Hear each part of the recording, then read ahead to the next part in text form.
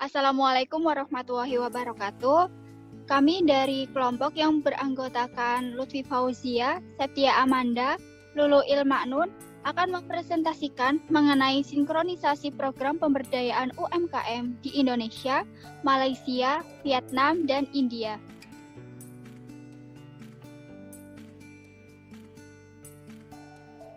Next. Yang pertama yakni sinkronisasi program pemberdayaan UMKM di Indonesia. Langkah-langkah sinkronisasi program pemberdayaan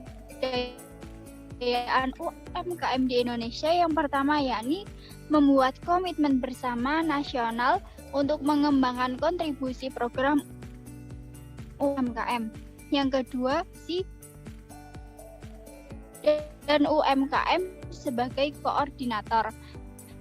Yang ketiga, membangun basis data ter-UMKM di Indonesia. Di Kementerian 4, membangun sistem pemantauan dan evaluasi program pemberdayaan UMKM oleh Kementerian Koperasi dan UKM.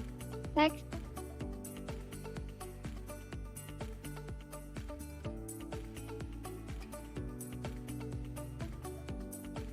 Yang kedua yakni sinkronisasi program pemberdayaan UMKM di Malaysia. Next. Pemberdayaan UMKM di negara Malaysia dilakukan dengan memperkuat koordinasi dan sinkronisasi melalui SM Accord.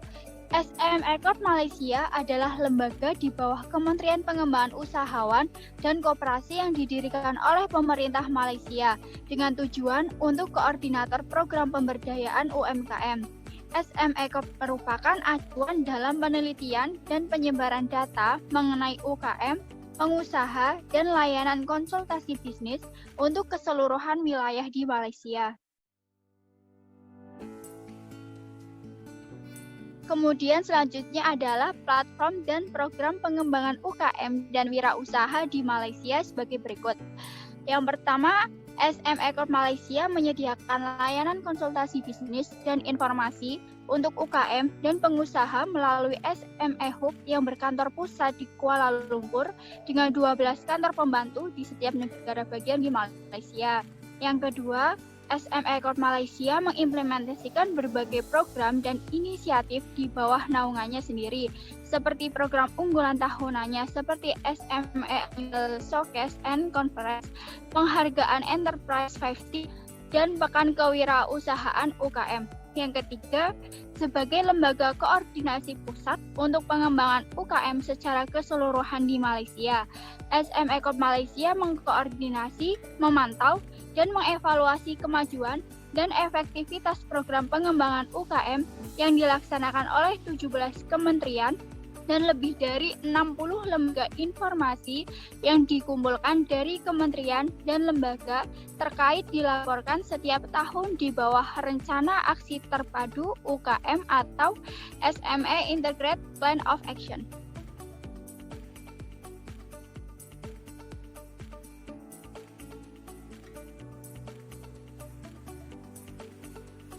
Selanjutnya terkait pembahasan sinkronisasi program pemberdayaan UMKM di Vietnam.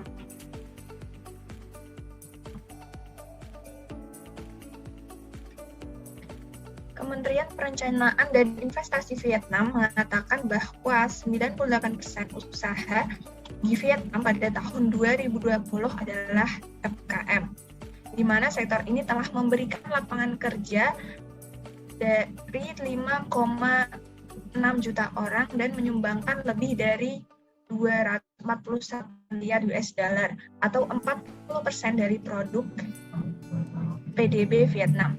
Akan tetapi, kesenjangan antara jumlah UKM terdaftar dengan jumlah usaha yang beroperasi terus meningkat setiap tahunnya. Hanya 54% UKM yang terdaftar aktif di tahun 2019. Hambatan terbesar adalah pada pandemi COVID-19 tentunya. Untuk mensejahterakan UKM di negara Vietnam, pemerintah mengesahkan undang-undang mengenai bantuan kepada UKM melalui Majelis Nasional Vietnam dari tanggal 1 Januari 2018 merupakan langkah-langkah merealisasikan haluan dan kebijakan dari partai dan negara mengenai masalah pengembangan sektor ekonomi swasta, menciptakan tenaga pendorong bagi semua UKM untuk berkembang. Seringkali dijumpai keadaan UKM yang mengalami kesulitan ketika mendekati perkreditan. Pekerjaan memberikan informasi dan membantu badan-badan usaha untuk mendekati market dari badan fungsional masih terbatas. Oleh karena itu, pemerintah berkomitmen akan berfokus menangani dua masalah tersebut. Pertama, yaitu membangun lingkungan bisnis yang adil dan akrab, dan di mana mendorong investasi dan menjaga pelaksanaan undang-undang. Di antaranya dengan menentukan solusi, yaitu mengurangi biaya produksi dan biaya bisnis untuk badan-badan usaha.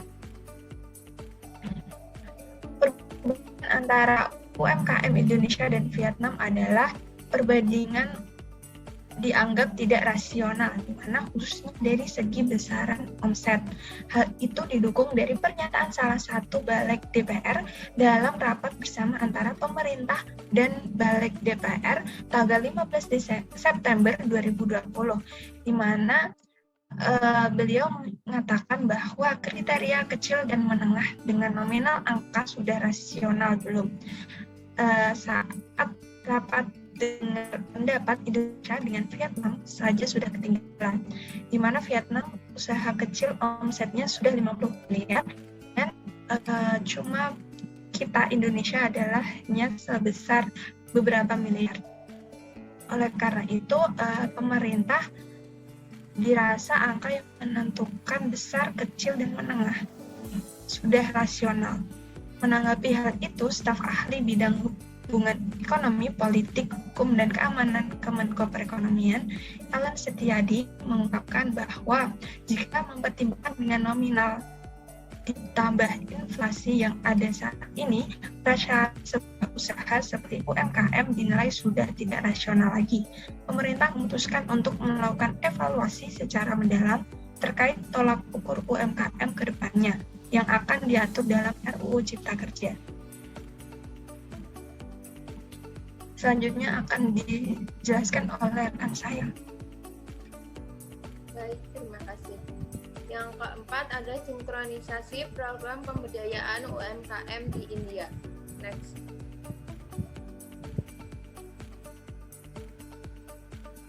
Sektor UMKM memainkan peran yang sangat penting di dalam perekonomian India. Peran ini ditunjukkan bahwa UMKM di India memiliki laju pertumbuhan yang lebih tinggi dibandingkan sektor industri lainnya.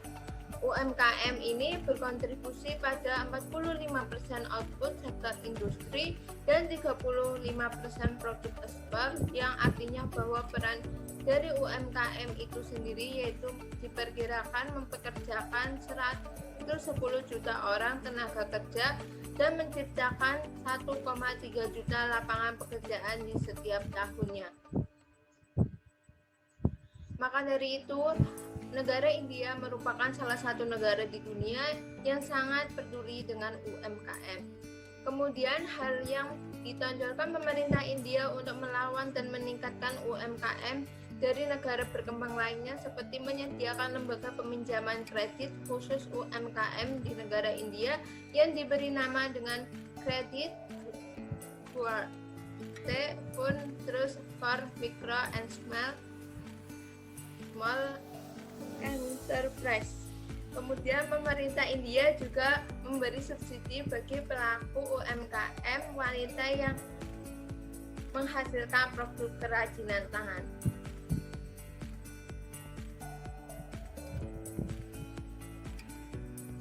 Next.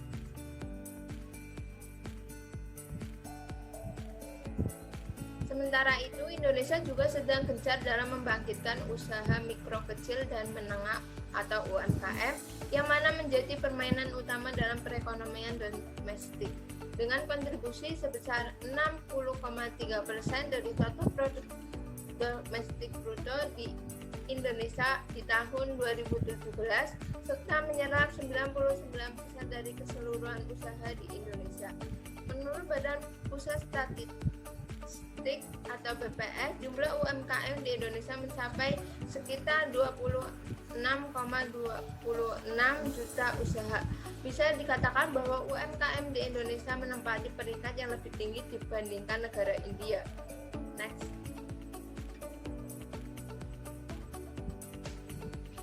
Terima kasih. Sekian presentasi dari kelompok kami. Atas kekurangannya kami memohon maaf. Wassalamualaikum warahmatullahi wabarakatuh.